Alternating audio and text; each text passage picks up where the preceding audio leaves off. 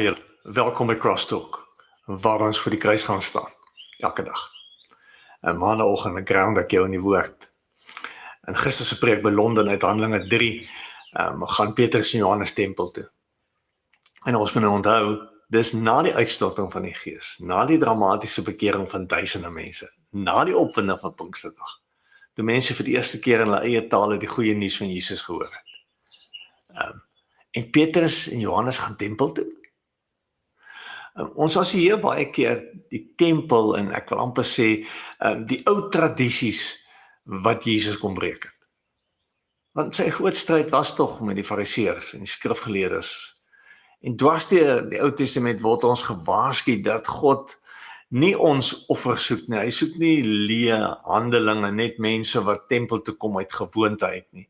Hy soek mense se harte. En is tempeldiens amper 'n struikelblok om by die Here uit te kom. En hier in Handelinge is dan nou iets niets wat gebeur het. Die Gees het dan gekom. Dan is die tempel mos nie meer nodig nie. En het dit minder waarde om tempel toe te gaan. Hoe werk dit? Wat maak ons hiervan? Die routine van tempel toe gaan, moet ons onthou, was baie diep gewortel in die Joodse godsdiens.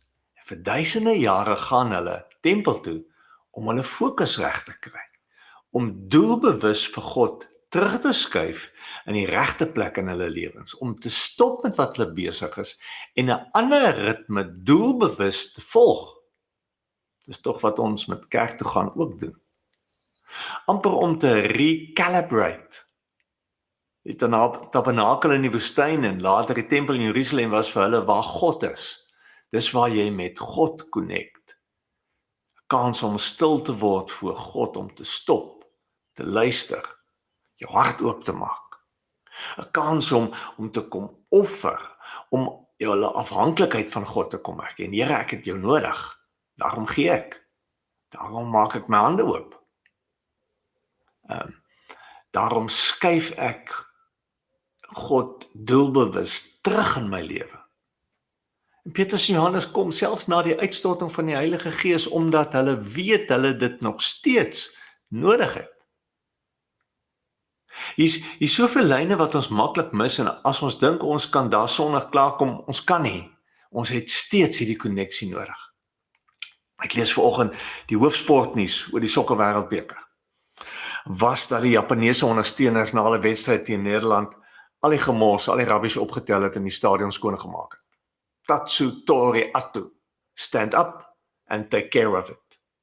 Dis wat jy doen nadat jy sokker gekyk het. You stand up and take care of it. Ons moenie die waarde van eenvoudige dissiplines onderskat nie.